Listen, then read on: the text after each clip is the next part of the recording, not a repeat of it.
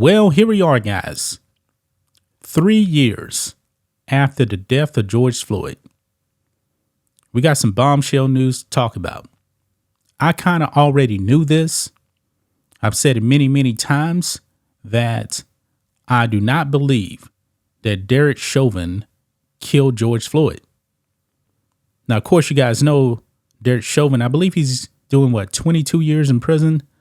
They convicted him of second-degree murder. I mean, the manslaughter charge, I believe, didn't they drop that? If I'm not mistaken, I believe they dropped that charge. But anyway, he was actually convicted of murder. This man is in prison right now. And the bombshell news that we got was that Derek Chauvin did not kill George Floyd. I already knew this. I already knew that George Floyd OD'd. I remember the initial autopsy report said that there were no signs of asphyxiation. None. They found fentanyl in his system. That's what did him in. If you guys actually remember the video, the police body cam footage, George Floyd ingested some stuff. And they even mentioned excited delirium in the video, the police. But it didn't matter, man. The leftists wanted blood. And now you got police officers that didn't do anything wrong. They have their lives ruined. Just a few minutes ago, I actually just saw when I was trying to make thumbnails here for this video that Minneapolis has seen a 36% decline in people wanting to be police. Why, you may ask? Well, all you need to do is look at what happened with the George Floyd situation. The whole entire George Floyd thing, man, once they went after those cops, that destroyed pretty much every single major city.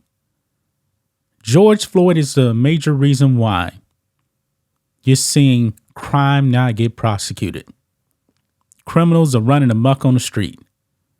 The Marxists were coming in and taking over. The defund the police thing. Cities got more dangerous because of the George Floyd lie. Man, I already knew this. But maybe now some people will actually wake up. I'm going to say this, man. Derek Chauvin should have his sentence overturned because this was politically motivated and we all knew it. We all knew that no jury was actually going to find him not guilty. This was a cover-up, guys. A cover-up. Here we go. Look at this.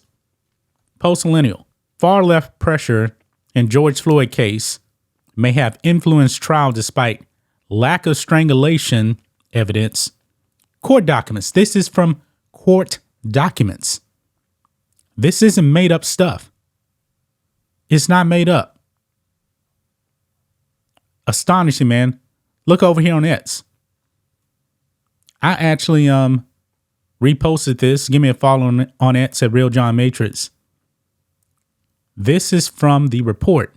No life-threatening injuries identified. None. But they found fentanyl in his system. And now police officers have their lives ruined. Tutal. What did he get? What did Peter Cahill sentence him to? Something like 3 years in prison. Tutal was just doing crowd control. His back was turned the whole time, but it didn't matter. They sentenced this man to 3 years in prison.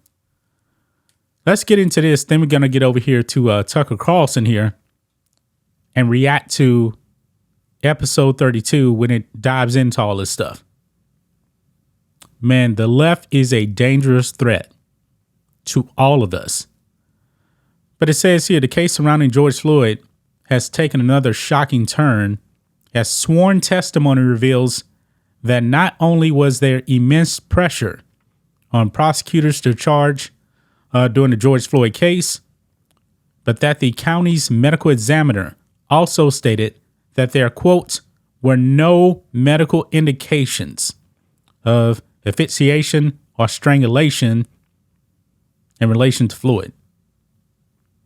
This summer, hundreds of pages of sworn testimony from Hennepin County attorneys and county employees involved in the case of George Floyd revealed the extreme pressure prosecutors face in Hennepin County to charge Derek Chauvin and 3 other former Minneapolis police officers for the death of George Floyd.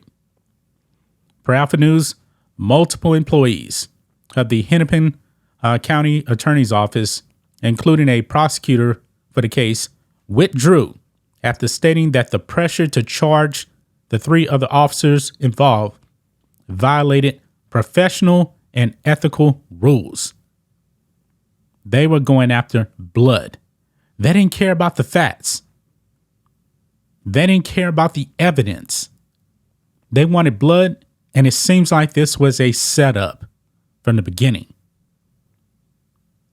This is scary, man.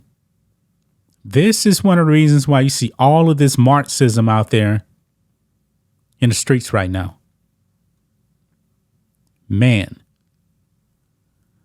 Let's go ahead and read a little bit more of this as well. This information has come out after being included in a sex discrimination complaint filed by former Hennepin County prosecutor Amy Sweezy, one of the office's top prosecutors against County Attorney Mike Freeman. In the 2022 complaint, she alleges that she, quote, disagreed with the county attorney about the I think they meant charges in the case, stating that she believed they violated professional and ethical rules.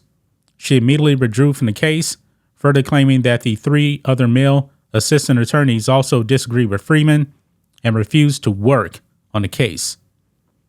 After the disagreement, Sweezy alleges that CA engaged in discrimination and reprisal against me, which included, but not limited to, ostracizing me, treating me hostilely, removing job duties, and refusing to assign me to the role for which I was trained.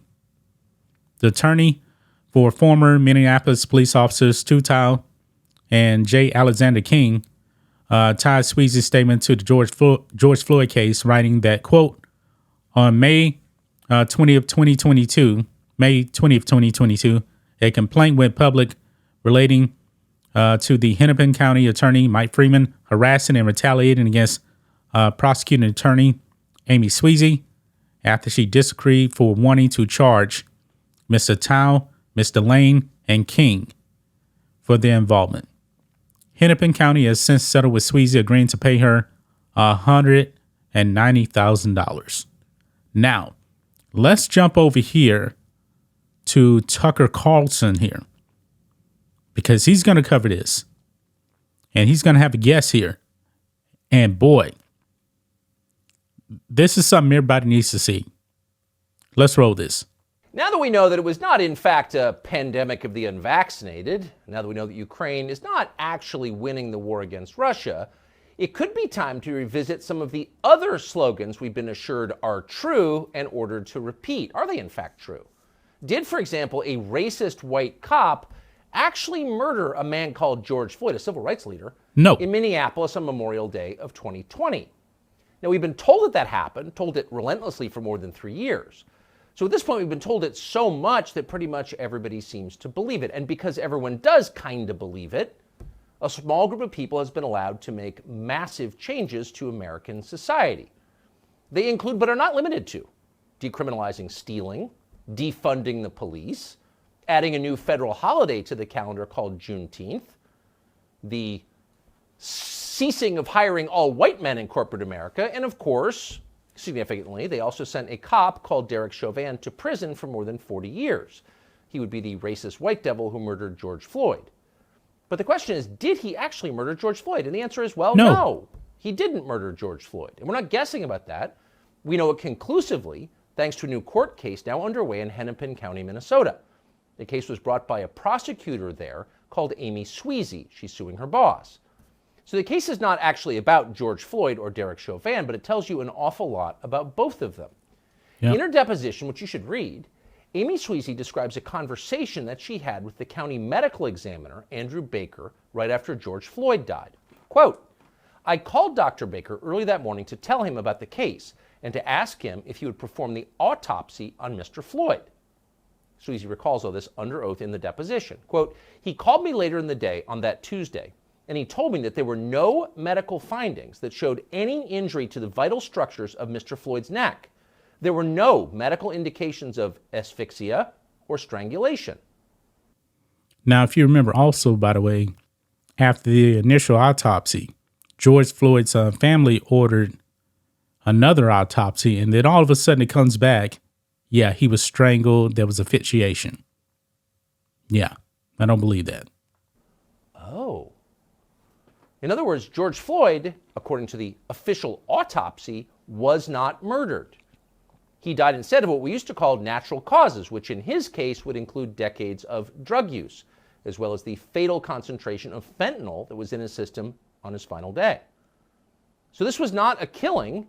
It was yet another narcotics OD in a country that records more than 100,000 of them every year. The medical examiner clearly understood that and in fact articulated it.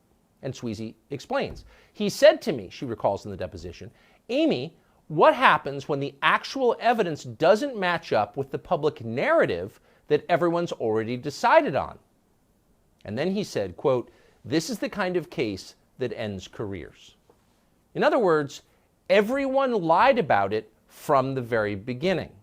The people who knew the truth hid the truth and allowed the revolution to proceed. Now they've been exposed. Now we know the truth. What happens next? Well, they're going to ignore it. The Biden administration just issued a long purple statement celebrating George Floyd's birthday. He's a martyr. Yeah. Despite And I'm going to stop right there, man. You see, this is the kind of black people that Democrats, white liberals love. They love dead black men, dead black criminals. They love them. They uplift them. Why is Joe Biden, celebrating George Floyd's 50th birthday? What good did George Floyd ever do? He didn't. This is a man that held a gun to the belly of a pregnant woman. This is the kind of heroes white liberals love. despite the fact we know that he was not murdered. And by the way, Derek Chauvin is still languishing in jail for the rest of his life. So how do we respond to this? How do we respond to the truth once we have it? Well, Vince Everett Ellison seemed like a good man to ask. He's the author of Crime, Inc. He joins us now. It's about Vince, getting really good. for coming on. So as with so many other stories, the origin thanks for having me, Tucker. of COVID, it's a blessing to have you. We now know what actually happened, but the question then is, what do you do with that knowledge? We know that the U.S. government, Tony Fauci, worked with the Chinese to create the virus that overturned the American economy, but what do we do with that knowledge? What do we do with the knowledge that George Floyd was not actually strangled to death by a cop? We have to acknowledge the people that gave it to us and why. See, George Floyd is the Democratic Party's prototypical black man. These are the black men they are trying to create. So Facts. George Floyd has to be elevated. He has to be celebrated. He's perfect to them. He was poor. He was uneducated. He was a drug addict. He didn't have a job. He was down there begging and crying and asking the white people to not kill him. To a Democrat, to a white Democrat, this is the perfect black man. So he has to be elevated.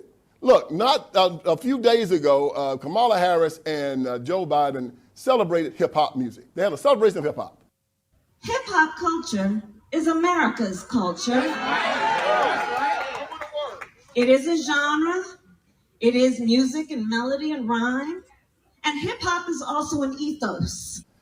A music genre that calls the black man the N-word, calls women the W word and the B word, talks about misogyny, shooting police, smoking dope, selling dope, fighting, killing, acting a fool. They celebrated this genre. Why? Because this is how they see black America. They see us the same way they see George Floyd. And they have to make more of us because everywhere they rule, John F. Kennedy stood in front of the Berlin Wall in the 60s and said, if you think that communism is great, let them come to Berlin. Well, if you think that the Democratic Party is great, let them come to Detroit. Let them come to Chicago. Let them come to St. Louis. Let them come to LA, Portland, Seattle, Memphis. Anywhere where they rule, you will see George Floyd's all over the place. And they're proud of them. In Baltimore, Maryland, they spend $21,000 per child for every child up there inside the school district.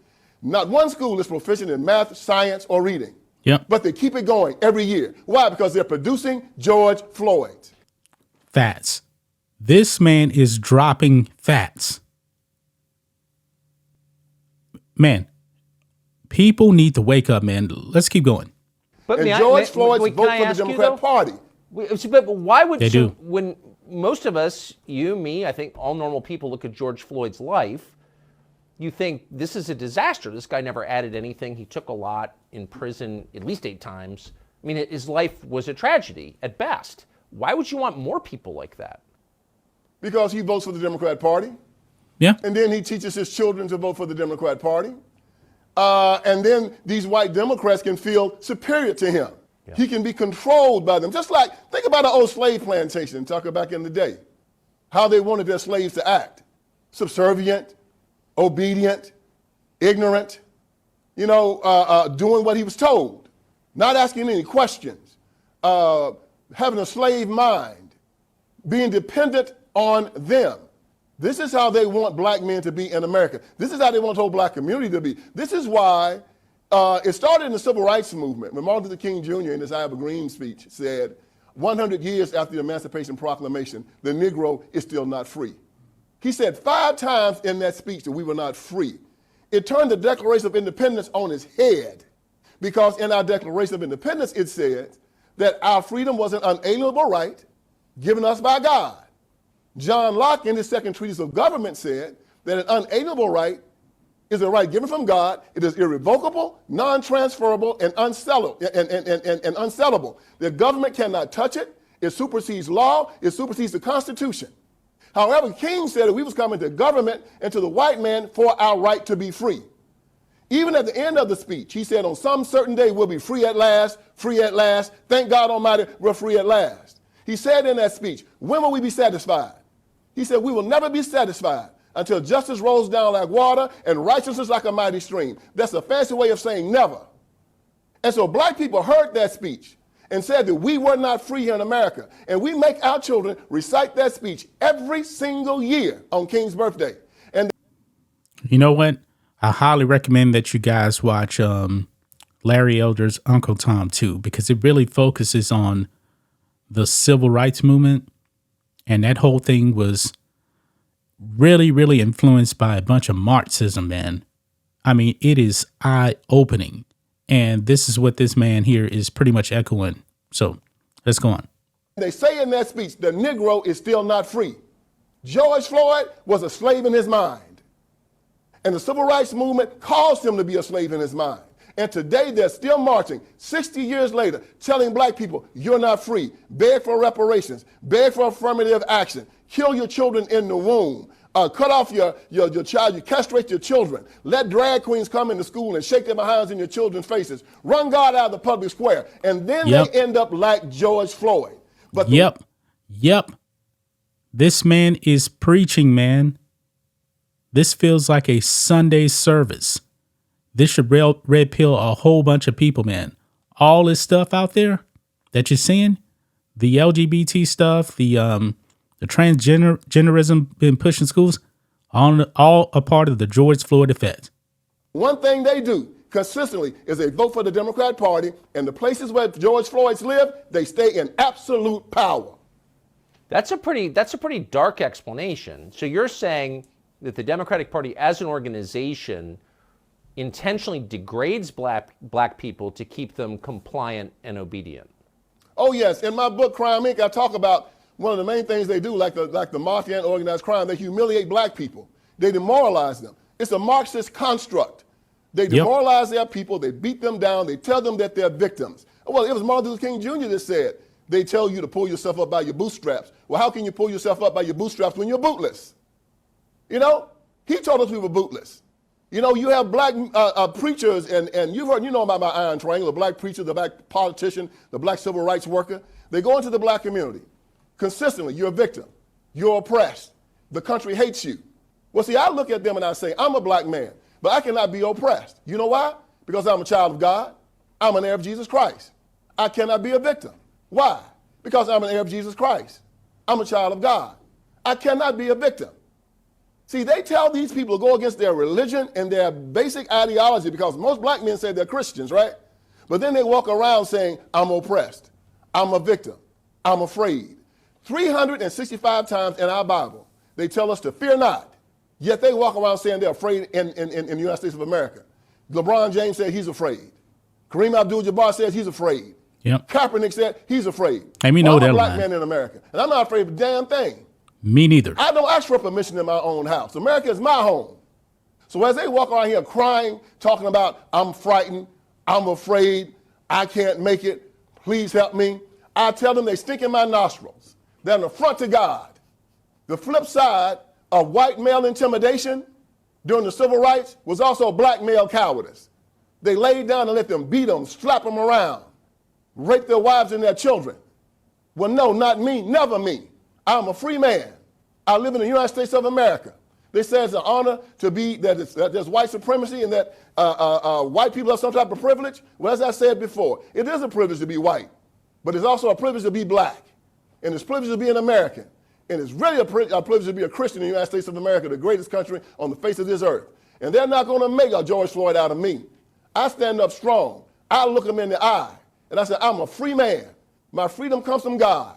It's an unalienable right given to me by him. You cannot touch it. And if you try it, I got two things that'll get you off of me. Jesus and my 38. Come try me out. So the Democratic Party used BLM as a domestic militia in the last presidential cycle, 2020, Yep. to defeat Donald Trump. Do you expect something like that to happen again? Well, you see how they use the same tactics as Iran. Iran has Hezbollah and Hamas as their militias. And the Democratic Party uses BLM and Antifa as theirs, throwing the rock and hiding the hand. Of course they're going to do it. They've always done it. Even at the beginning, they used the Ku Klux Klan for the military reign. Now they're using BLM, they're using Antifa, they're using NAACP, and they're their suicide bombers. They're their shock troops. They're their brown shirts. They're their street soldiers. And they're going to go out there, and I guarantee you, Tucker, they're going to look over all the black-on-black violence. They're going to look over all the black men killing black men. They're going to look over all the snatching grabs and all the burning and all the fighting and looting and acting a fool. And they're going to find one crazy white cop that's going to do something to some crazy black man, and then they're going to try to burn this country down for it. That's their plan. That's their template. I hope America's ready for it because it's coming. And it always works for them. It always works because the press and everybody's just waiting. Oh, they're on the starting line just waiting for it. And as soon as they find that golden kill, watch them go crazy with it. BLM is going to start getting their money from the Democrat Party because that's who they get it from. The same way that Hamas gets their money from Iran. BLM gets their money from the Democrat Party. And BLM does not stand for Black Lives Matter. It stands for burn, loot, and murder. And that's what we should call them from now on. Vince Everett Ellison, Bible under 38. It's great to see you today. Thank you very much. Man, that was powerful right there. That was powerful. I hope you guys now understand what happened. Those 3 officers, those 4 officers, including Derek Chauvin, should be released from prison. They should be released. I mean, it's scary, man. It's scary because of George Floyd, American cities have gotten more dangerous, and they know it. They know it, man. The Democrat Party is evil. Evil. And it's more frustrating, because the Republicans, man, are so weak. You got a lot of pro-Democrat Republicans. We're seeing that with the whole House Speaker thing. It's sad, man.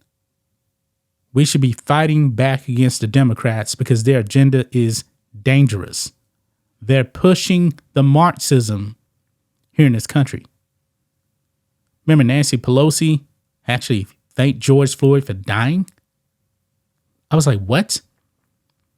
They were out there virtue signaling wearing what was it they was wearing? Wasn't dashikis, but they had these kente cloths. That's what it was. And they were kneeling down to virtue signal. It's sad, man. It's sad. That's just my thoughts on this. What do you guys think of this?